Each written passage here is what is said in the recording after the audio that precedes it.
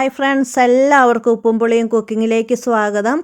ഇന്ന് തക്കാളി കൊണ്ടുള്ള ഒരു മോരുകറിയാണ് ഞാൻ ഉണ്ടാക്കുന്നത്. നല്ല ടേസ്റ്റുള്ള ഒരു മോരുകറിയാണ് തക്കാളി കൊണ്ടുണ്ടാക്കുന്ന മോരുകറി.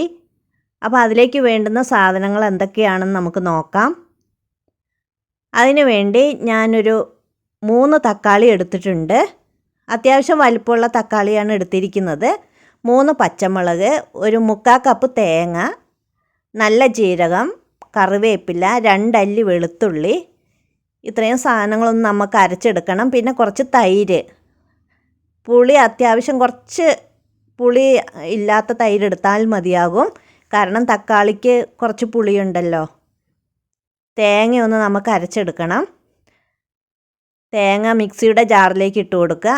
ആ ജീരകം കൂടെ ഇട്ട് കൊടുക്കാം. വെളുത്തുള്ളി ഇട്ട് കൊടുക്കുക. ഞാൻ പച്ചമുളക് ഒന്ന് അതിലേക്ക് കഷ്ണങ്ങളാക്കി ഇട്ട് കൊടുക്കാം. നമുക്ക് ഈ തേങ്ങയൊന്ന് മിക്സിയിൽ അരച്ചെടുക്കണം. ഇനി നമുക്ക് തക്കാളി വേവിച്ചെടുക്കാം. അതിനു വേണ്ടി ഞാനിവിടെ ഒരു ചട്ടിയിലാണ് കറി വയ്ക്കുന്നത്.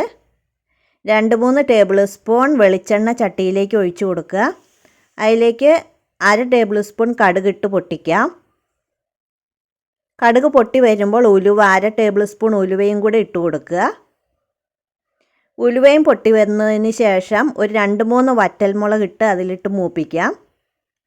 ഇനി കറിവേപ്പിലയും കൂടെ ചേർത്ത് കൊടുക്കുക. തീ നന്നായിട്ട് ഇതുപോലെ ആയിട്ടുണ്ടെങ്കിൽ ഒന്ന് കുറച്ച് നേരത്തേക്ക് ഓഫ് ചെയ്യാവുന്നതാണ്. പൊടികളൊക്കെ ചേർക്കുമ്പോൾ കരിഞ്ഞു പോകാതിരിക്കാനാണ്. 1/2 ടേബിൾ സ്പൂൺ മുളക് പൊടി ചേർക്കുക.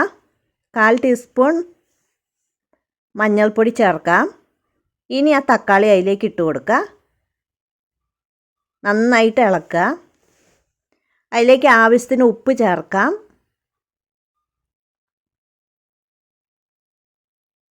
ഉപ്പും കൂടെ ചേർത്തതിന് ശേഷം നന്നായിട്ട് എല്ലാം കൂടെ മിക്സ് ചെയ്യാം. അത് കഴിഞ്ഞിട്ട് നമുക്ക് എല്ലാം പൊത്തി വെച്ചൊന്ന് വേവിക്കാം. ഇനി നമുക്ക് അടുപ്പ് കത്തിച്ച് കൊടുക്കാം. സിമ്മിൽ വെച്ച് വേവിച്ചെടുക്കാം. 5 മിനിറ്റിന് ശേഷം ഞാൻ എടുത്തു നോക്കിയപ്പോൾ പകുതി വേവായിട്ടുണ്ട്. ഇനി ഒന്നും കൂടെ ഒരു 5 മിനിറ്റും കൂടെ വേവിച്ചാൽ മതിയാകും. വീണ്ടും ഒരു 5 മിനിറ്റ് ഞാൻ വേവിച്ചപ്പോൾ അത്യാവശ്യം നന്നായി വെന്ത് കിട്ടിയിട്ടുണ്ട്. എല്ലാം നന്നായിട്ടൊന്ന് ഉടയ്ക്കുക ഇതുപോലെ.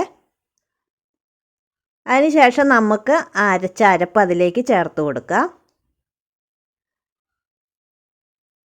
ഇനി കുറച്ചും കൂടെ വെള്ളം, അത് കഴുകി വെള്ളം അതിലേക്ക് ഒഴിക്കാം. 1 ഗ്ലാസ് വെള്ളം ഞാനിപ്പോൾ ഒഴിച്ചിട്ടുണ്ട്.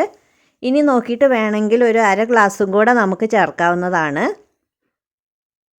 ഒരു 1/2 ഗ്ലാസ് വെള്ളം കൂടെ ചേർത്ത് കൊടുക്കുക. ഇതൊന്ന് ചെറുതായിട്ട് തിളയ്ക്കാനായിട്ട് നമുക്ക് വയ്ക്കാം. ഇപ്പോൾ ചെറുതായിട്ടൊന്ന് തിളച്ച് വന്നിട്ടുണ്ട്. ഇനി നമുക്ക് അതിലേക്ക് തൈര് ചേർത്ത് കൊടുക്കണം. ഞാനിവിടെ ഒരു 1/2 കപ്പ് തൈര് ചേർക്കുന്നുണ്ട്. അധികം പുളിയില്ലാത്ത തൈരാണ്. നല്ല പുളി ഉണ്ടെങ്കിൽ കുറച്ച് കുറയ്ക്കുന്നതാണ് നല്ലത്, കാരണം ചിലവർക്ക് പുളി ഇഷ്ടമല്ലല്ലോ. അപ്പോൾ പുളി കുറവുള്ള തൈരാണ് നല്ലത്. തക്കാളിയുടെ പുളിയും കൂടെ ആവുമ്പോൾ ഭയങ്കരമായിട്ട് പുളി അധികമായി പോകും. ഇനി നമുക്ക് അത് 1 മിനിറ്റ് ഒന്ന് ഇളക്കി ചൂടാക്കാം. അതിനുശേഷം സ്റ്റൗ ഓഫ് ചെയ്യാം. 1 മിനിറ്റ് ഞാനിങ്ങനെ ഒന്ന് ചൂടാക്കിയിട്ടുണ്ട്. ഇനി നമുക്ക് സ്റ്റൗ ഓഫ് ചെയ്ത് മാറ്റി വയ്ക്കാം.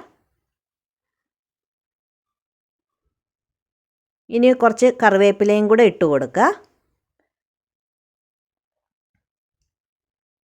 ഇപ്പോൾ നമ്മുടെ കറി ഇവിടെ റെഡി ആയിട്ടുണ്ട്. ഇപ്പോൾ ഇതേപോലെയാണ് ഇരിക്കുന്നത്. കുറച്ചും കൂടെ കഴിഞ്ഞാൽ അത്യാവശ്യം നന്നായിട്ട് കുറുകിയ ഒരു ചാറോട് കൂടി കിട്ടും. ഇതാ ഇപ്പോൾ കണ്ടോ, ഇതുപോലെ കിട്ടിയിട്ടുണ്ട്. എല്ലാവരും ചെയ്ത് നോക്കുക. Thank you.